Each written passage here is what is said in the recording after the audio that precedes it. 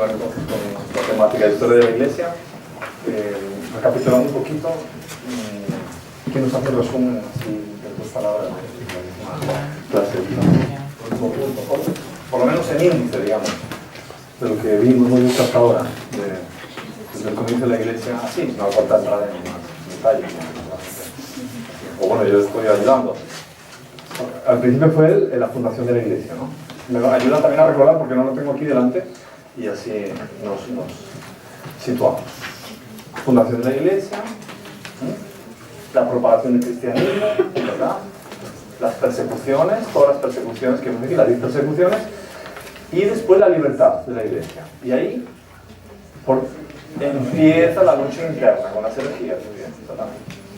Y los cismas, muy bien dicho, exactamente. Por cierto, de las herejías, la lista del otro día nos está aquí la persona que preguntó una herejía que estaba recomendada de los donatistas, apenas algo para que tengan noción de lo que era.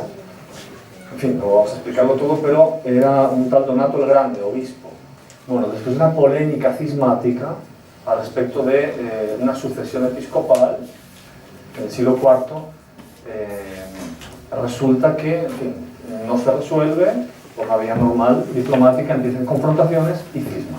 Pero después del cisma viene la herejía, porque claro, el orgullo lleva no solamente a rebelarse contra la autoridad, sino a inventarse doctrinas.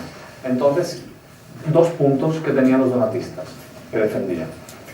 Ellos decían que para recibir un sacramento válidamente, la comunión, la penitencia, etc., el ministro tenía que estar en gracia, si no, no era válido.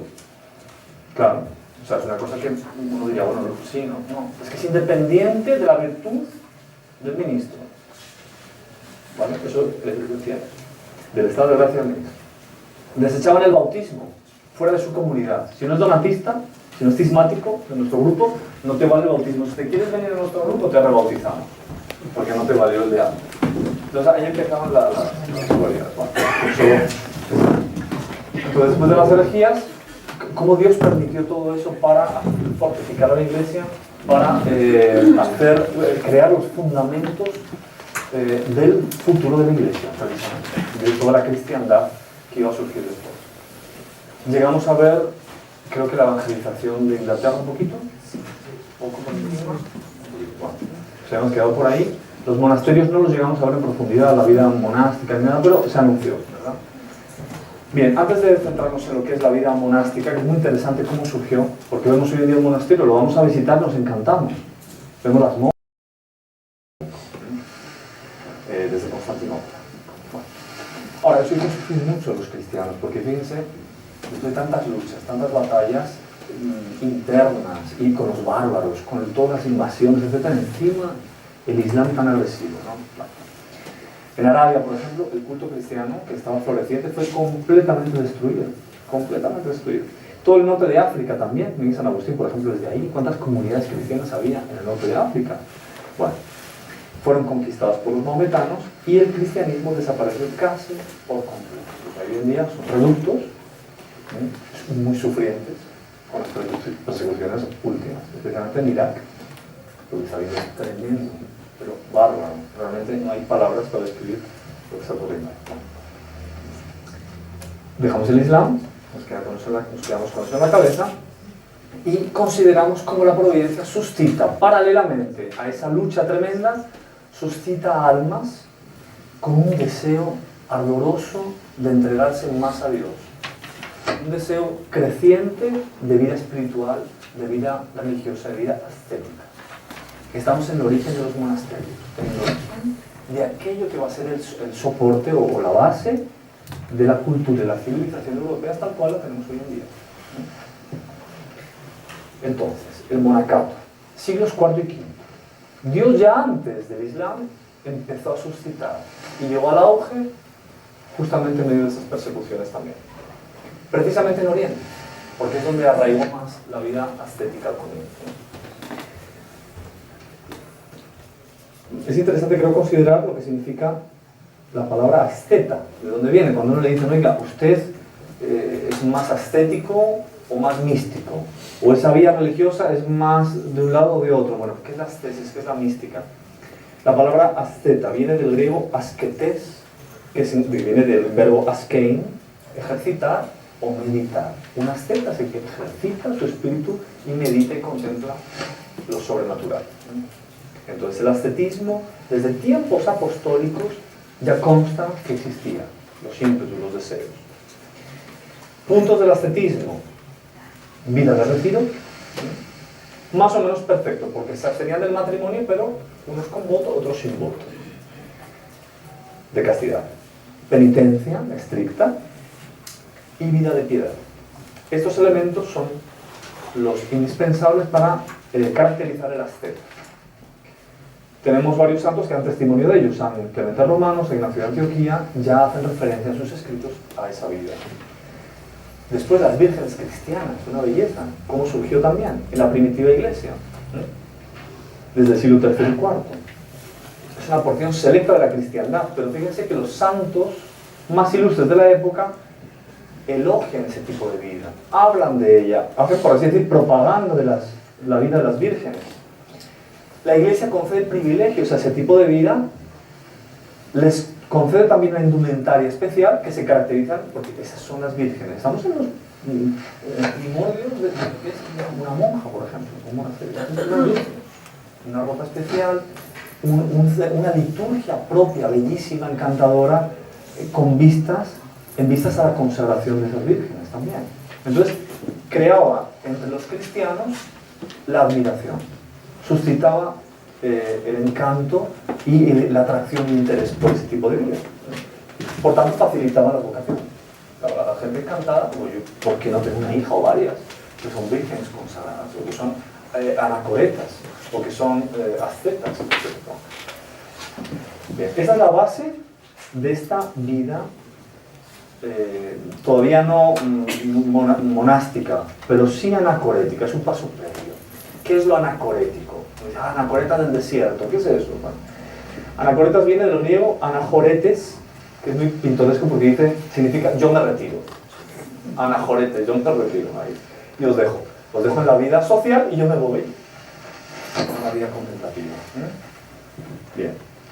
Entonces, encontramos a personas ya más radicalmente separadas del mundo. Muchos en el desierto, y ahí encontramos a los ermitaños. El ermitaño es propiamente el solitario, anacoreta, que vive en el desierto.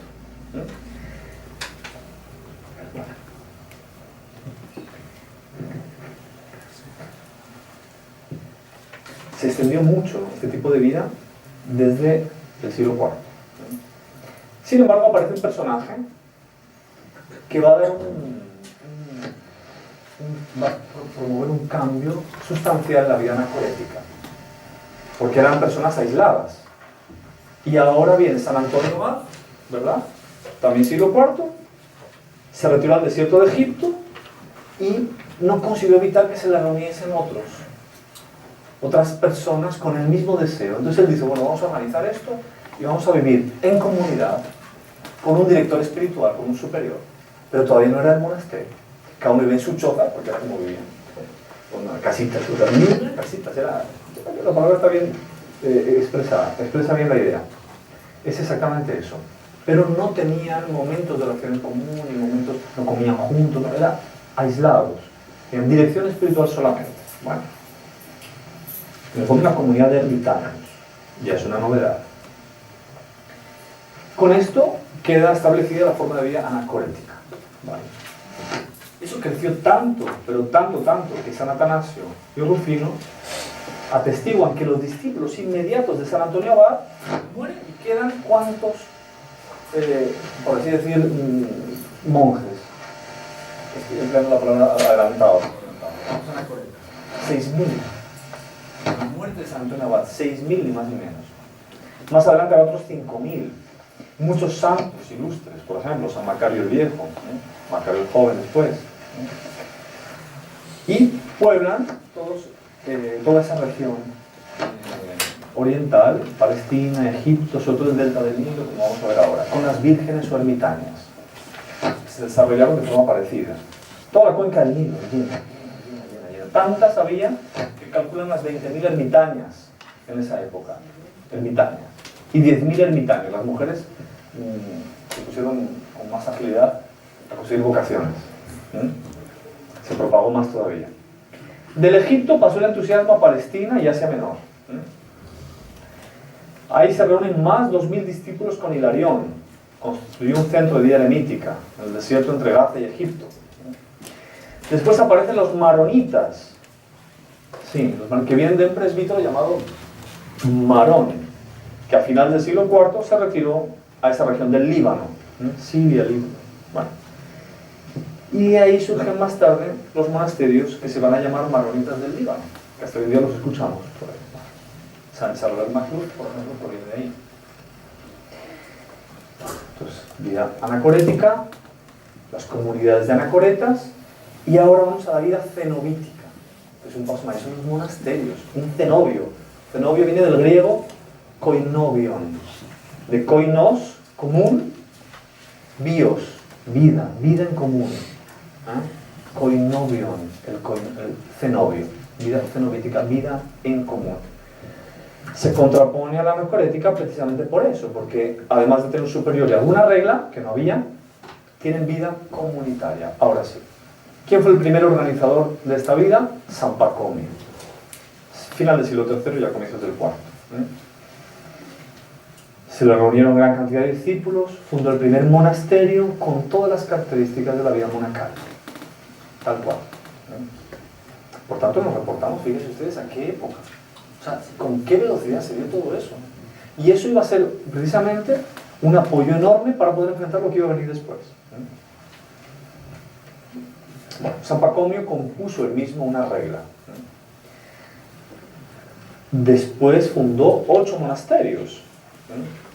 Llegó a contar 7.000 monjes. Que no nos damos cuenta de lo que son tantísimas personas que dejaban su vida, su trabajo, su familia y se iban a la vida monástica. Dios suscitó todo eso. A final del siglo V ascendió a 50.000. 50.000. Claro, ahí hay un problema porque son tantos monasterios que tuvieron que designar a un abad, no solo para cada monasterio, sino para varios monasterios, para poder coordinar, unificar ciertos criterios de vida, de regla, de orden, etc. ¿Cómo se le llamó al abad que dirigía un monasterio con otros sometidos a él? Arquimandrita.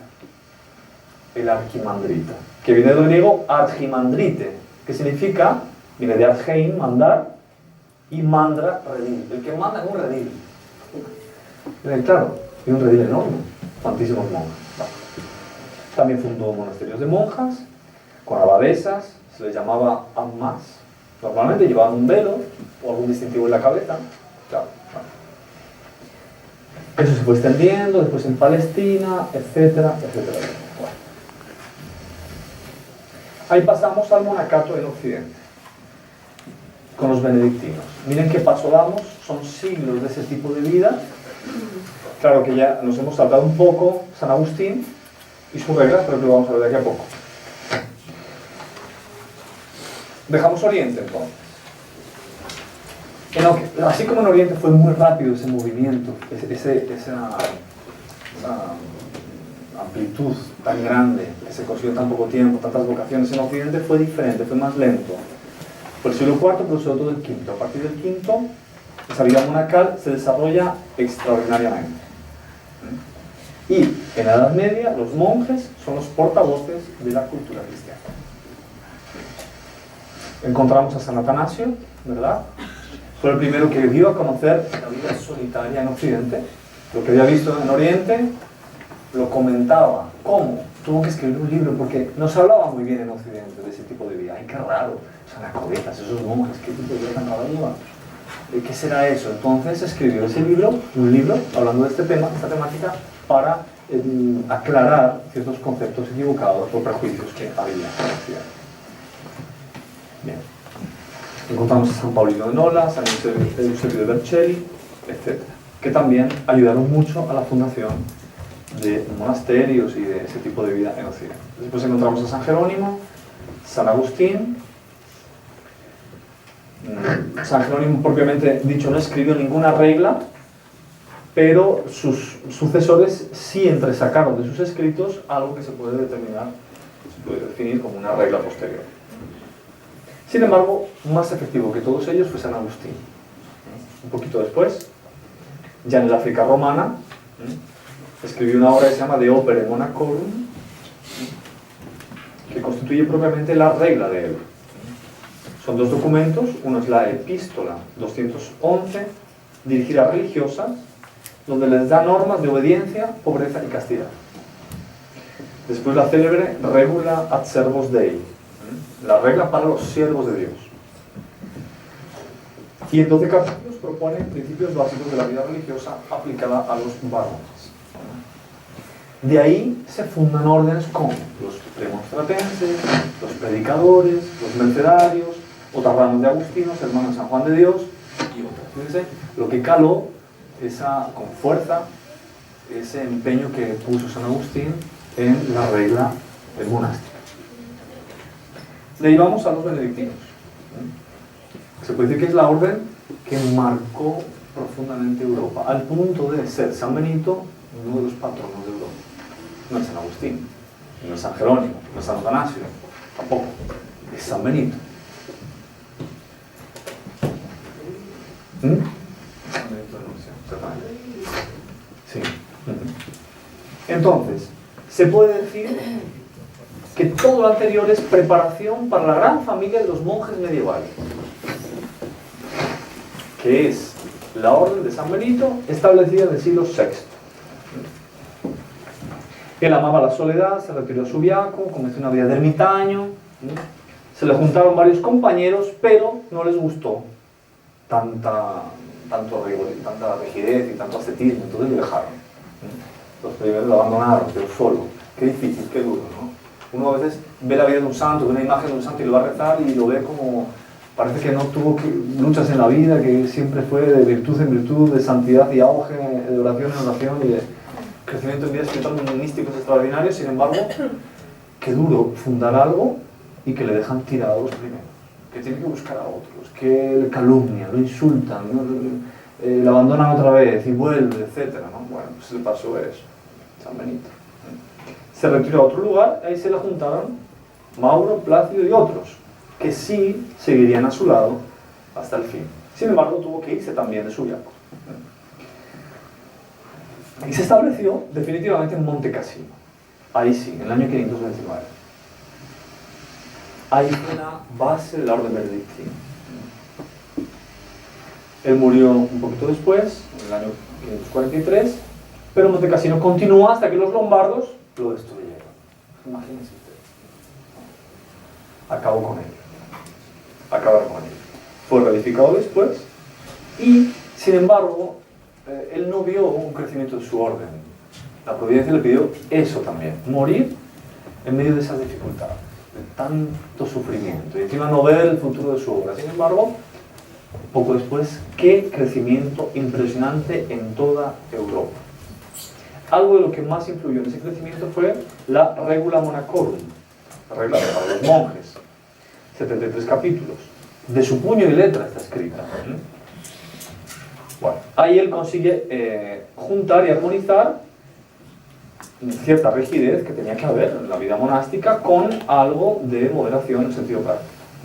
Dejaba cierta libertad individual, pero conservaba la más estricta unidad. Por tanto, disciplina y obediencia si no es imposible. Si una familia a veces ya es difícil mantener disciplina con hijos, cuando sobre todo es familia numerosa, o entender si ponerse de acuerdo entre parientes. Imagínense un monasterio de 30, 40, 50, 100 monjes o más, como había en la Edad Media, muchísimos más. Si no hay obediencia a un superior, cada uno hace lo que quiere. Bueno.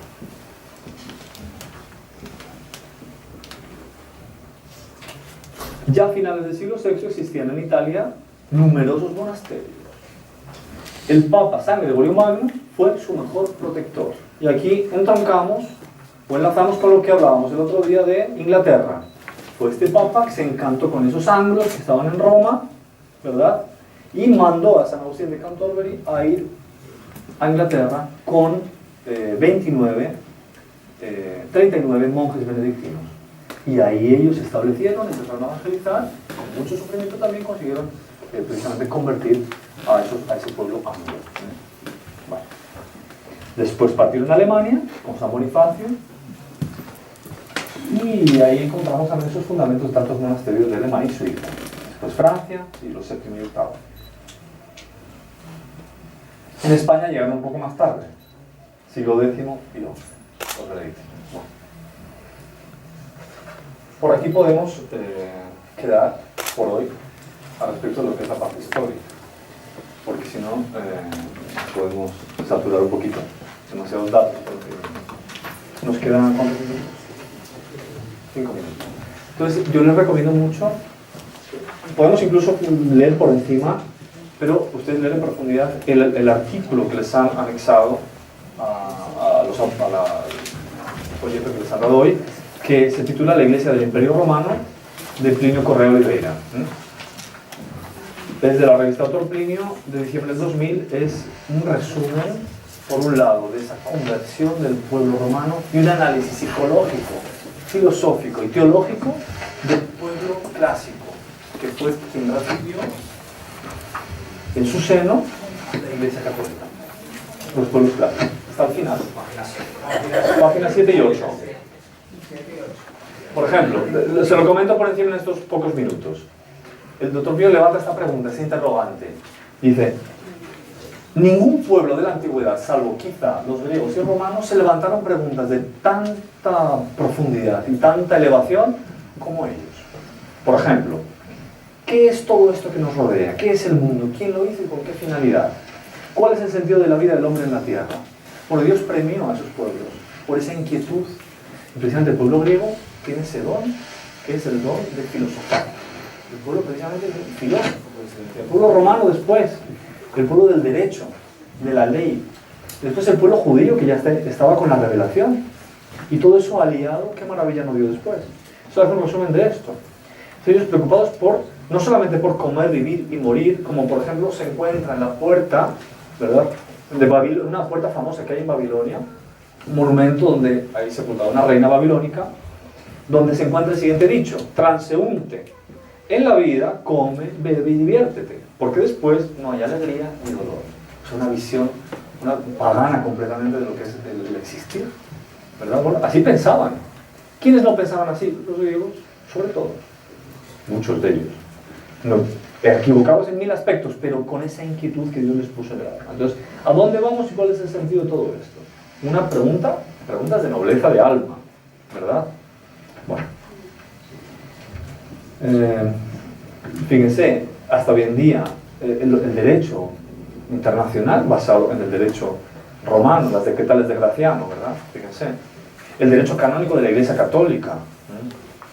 Santo Tomás de Aquino adopta la filosofía griega, sobre todo ya purificada por Aristóteles, porque con Platón todavía, en fin, pero ya Aristóteles supera la base platónica.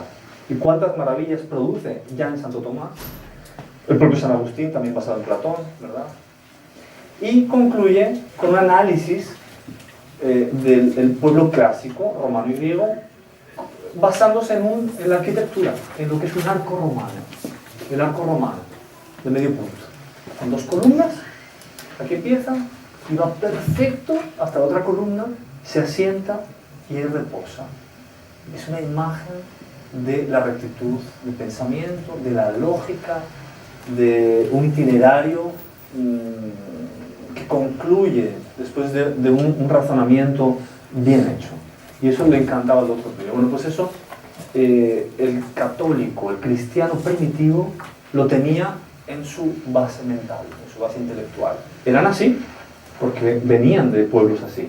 Por tanto, sobre ello se asentó la teología y se creó con una base muy firme unos principios religiosos y teológicos que han sostenido en toda la cultura hasta hoy en día, en más ni menos. Y es el impulso que ha recibido la historia occidental y cristiana hasta el siglo XX. Concluyamos pues elevando una plegaria, aunque sea indirecta, a Dios para que esto no se venga abajo, más de lo que vemos que se está viendo. Que el estudio y la parte académica, intelectual, esté siempre acompañada de esa fe que debe dirigir y orientar todo nuestro pensamiento. Y con eso dar el ejemplo que tenemos que dar en el mundo contemporáneo para la expansión continua de la Santa Iglesia. Muchas gracias a todos.